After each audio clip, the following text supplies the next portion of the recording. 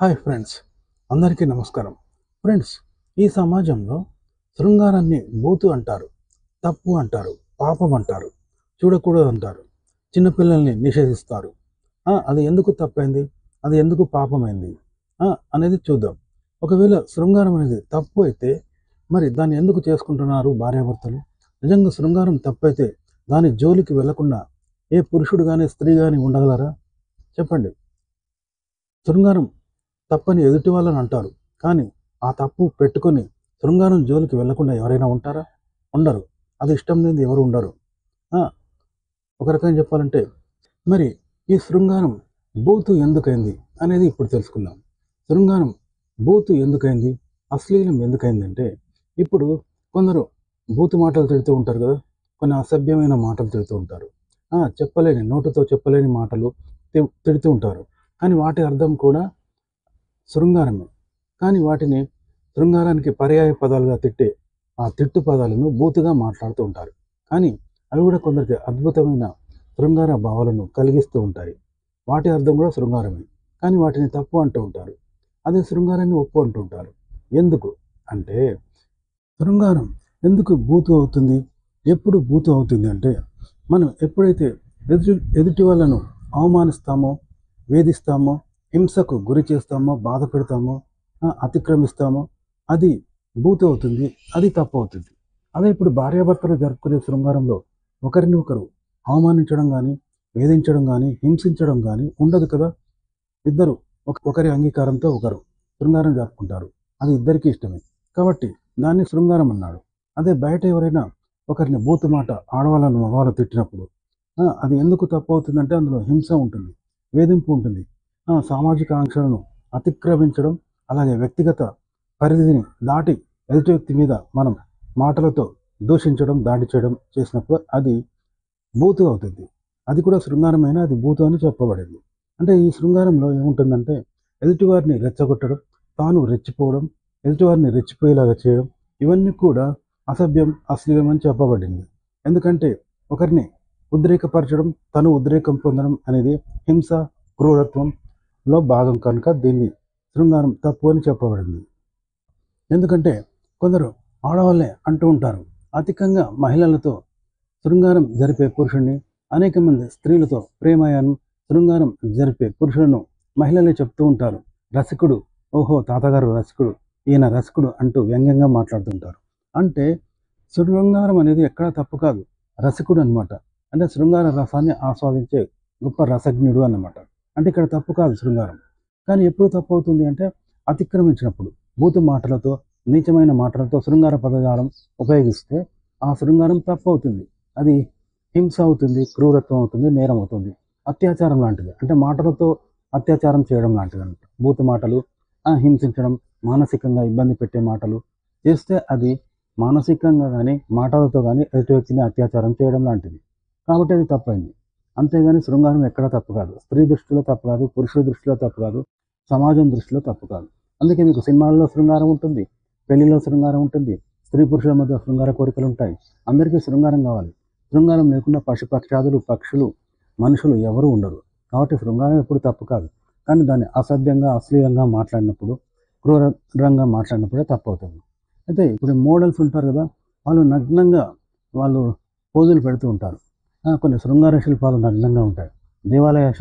దేవాలయాల్లో కూడా శృంగార శిల్పాలు నగ్నంగా ఉంటాయి కదా. అవి ఎందుకు నగ్నంగా పెట్టారు అంటే అది శృంగారం మాత్రమే.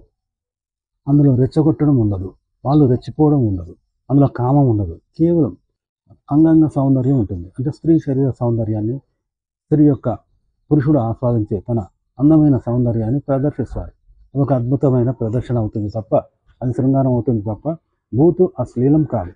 ఎందుకంటే అందులో అశ్లీలం అంటే ఎదుటి వాళ్ళని రెచ్చగొట్టడం, హింసించడం, అతిక్రమించడం, మానసికంగా బాధ పెట్టడం, అవమానించడం లాంటివి ఉండవు కనుక అది శృంగారం అవుతుంది. దానివల్ల ఎవరికీ ఇబ్బంది ఉండదు.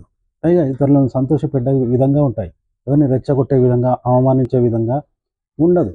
ఏ సామాజిక ఆంక్షను కానీ, నియమాలను కానీ అవి ఉల్లంఘించవు కనుక దేవాలయాల్లో కానీ, నేటి కొన్ని మోడల్స్ నగ్న పుస్తకాలు, నగ్న పత్రికలలో బొమ్మలు ఉంటాయి కదా, నగ్న మోడల్స్ ఉంటారు కదా, అవేవి కూడా అశ్లీలంగా, అసభ్యంగా ఉండవు. ఎందుకంటే ఆ నగ్నత్వంలో ఇతరులను రెచ్చగొట్టడం కానీ, వారు కామంతో రెచ్చిపోవడం కానీ కామంతో పెట్టడం కానీ ఉండదు. కేవలం నగ్నంగా ఉంటుంది. అంటే చిన్నపిల్లలు ఎలా అయితే నగ్నంగా ఉంటారో అలాంటి నగ్నత్వం అన్నమాట. అందులో ఏ తప్పు లేదు కదా. అది శృంగారం అవుతుంది. కాబట్టి మోడల్స్ కూడా నగ్నంగా ఉంటారు చూసారా. అవి ఎవరిని కూడా వికారాలకు గురి చేయవు. కానీ నగ్నంగా శృంగారాన్ని కలిగిస్తాయి. శృంగార భావనలను కలిగిస్తాయి. అంటే కావాలని శృంగారం కలిగించుకుంటే, కావాలని ఇతరులను రెచ్చగొడితే అది వికారం అవుతుంది. కానీ సహజ సిద్ధంగా ఓ మోడల్ నగ్నంగా ఉన్నప్పుడు, వివస్త్రగా ఉన్నప్పుడు అందులో ఎలాంటి అతిక్రమింపు ఉండదు. ఇతరులను రెచ్చగొట్టడం ఉండదు. కనుక ఆ నగ్నత్వం తప్పు కాదు. అందుకే మోడల్స్ నగ్నంగా మనకు పత్రికల్లో బొమ్మలు స్టిల్స్ ఇస్తూ ఉంటారు. అలాగే దేవాలయాల్లో కూడా నగ్న శిల్పాలు ఉంటాయి. అందులో రెచ్చగొట్టడం, అతిక్రమించడం, హింస, క్రూరత్వం, అతిక్రమింపు ఉండదన్నమాట. అందుకని శృంగారం అవుతుంది. అలాగే శృంగారం ఎప్పుడు తప్పు అవుతుందంటే, ఇప్పుడు వావి వరుసలు అనేవి ఉంటాయి. తల్లి వరుస, పిన్ని వరుస, చెల్లి వరుస, ఇలా ఎన్నో వరుసలు ఉంటాయి. అత్త వరుస ఉంటుంది. ఇవన్నీ మర్చిపోయి ఎదుటి వాళ్ళను శృంగార పదజాలంతో మనం దూషించినప్పుడు, హింసించినప్పుడు, లేదా వాళ్ళని అవమానించినప్పుడు, బాధపెట్టినప్పుడు ఏమవుతుంది? అది తప్పు అవుతుంది కదా. అలాంటి శృంగారం అతిక్రమించడం అవుతుంది. వాయు వరుసలు మనం మర్చిపోవడం అవుతుంది. కాబట్టి వాటిని బూతు అన్నారనమాట. అదే వాయు వరుసలతో భార్యను నువ్వు అదే శృంగార పదజాలం ఉపయోగిస్తే అది శృంగారం అవుతుంది తప్ప అది బూతు కాదనమాట. ఉదాహరణకి ఓ వ్యక్తి మనల్ని కావాలని కొడితే అది తప్పు, నేరం అవుతుంది.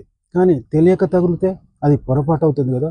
ఇగో శృంగారం కూడా కావాలని శృంగారం గురించి మాట్లాడడం, దాని వ్యతిరేకంగా మాట్లాడడము, అవమానించడము, కావాలని మాట్లాడితే అది తప్పు అవుతుంది, బూతు అవుతుంది, అశ్లీలం అవుతుంది. కానీ సహజ సిద్ధంగా మనలో కలిగే కోరికలు, కామవాంఛలు అనేవి స్త్రీ పురుషుల్లో ఇద్దరిలో ఉంటాయి. కానీ అవి కావాలని ప్రదర్శించడం, కావాలని ఎదుటి వాళ్ళ మీద దాడి చేయడం, అవమానించడం లాంటి వాటికి ఉపయోగిస్తే అవి వక్రదారి పట్టి అవి అశ్లీలత, అసభ్యం, తప్పు అవుతుంది. ఉదాహరణకి చిన్నపిల్లలు కూడా శృంగారం గురించి పెద్దవాళ్ళని అడుగుతూ ఉంటారు, ఆడవాళ్ళని అడుగుతూ ఉంటారు. పెద్దవాళ్ళ ముందుగా చిన్నపిల్లలు తెలుసో తెలియకో బట్టలు లేకుండా స్నానం చేయడం, బట్టలు మార్చుకోవడం చేస్తూ ఉంటారు. కానీ ఇది తప్పు కాదు. అది కూడా శృంగారమే. అలా చూసినా కూడా అది శృంగారమే. ఆడవాళ్ళలో అలాంటి పరిస్థితుల్లో ఆడవాళ్ళకు కోరికలు కలగవచ్చు. లేదా చిన్నపిల్లల ముందు ఆడవాళ్ళు స్నానం చేసినప్పుడు, వివస్త్రగా ఉన్నప్పుడు ఆడవారిలోనూ కోరికలు కలగవచ్చు. పిల్లల్లోనూ కొంచెం లైంగిక కోరికలు కలిగితే కలగవచ్చు, లైంగిక ప్రేరణ కలగవచ్చు. కానీ అది తప్పు కాదు. ఎందుకంటే అది సహజ సిద్ధంగా కలిగే ప్రేరణ, సహజ సిద్ధంగా కలిగే శారీరక స్పందన కనుక అది తప్పు కాదు, శృంగారం అవుతుంది. దాన్ని ఎవరు తప్పుపట్టరు. అందుకే పిల్లలను శృంగారం అనే విషయంలో తప్పుపట్టరు. శృంగార విషయాలు అడిగినప్పుడు కానీ, పెద్దవాళ్ళు శృంగారం చేస్తున్నప్పుడు కానీ, బట్టలు మార్చుకున్నప్పుడు కానీ, శృంగారం గురించి మాట్లాడుకుంటున్నప్పుడు కానీ చిన్నపిల్లలు వెళ్తే తప్పుపట్టరు. చూసారు కదా. కాబట్టి శృంగారం కావాలని ఒకరిని అవమానించడానికి, ఒకరిని హింసించడానికి, అతిక్రమించడానికి ఉపయోగిస్తే, ఆ మాటలు ఉపయోగిస్తే, అలా వ్యవహరిస్తే అది తప్పవుతుంది, బూతవుతుంది, అది అశ్లీలం అవుతుంది. కాబట్టి సహజ సిద్ధమైన శృంగారం సమాజం అలాగే మానవ జాతి అంగీకరించబడినది. కాబట్టి దీని పేరు మీద ఒక శాస్త్రం కూడా వచ్చింది, కామసూత్ర అని. అలాగే దేవాలయాల్లో కూడా శృంగార బొమ్మలు ఉన్నాయి. అవి శృంగారమే తప్ప బూతు కాదు. ఓకే, తెలుసుకున్నారు కదా శృంగారానికి, అశ్లీలానికి, బూతుకు తేడా. ఫ్రెండ్స్, ఈ వీడియో నచ్చితే లైక్ చేయండి, కామెంట్ చేయండి. మా ఛానల్ని సబ్స్క్రైబ్ చేసుకోవడం మర్చిపోకండి. సెలవు, నమస్కారం.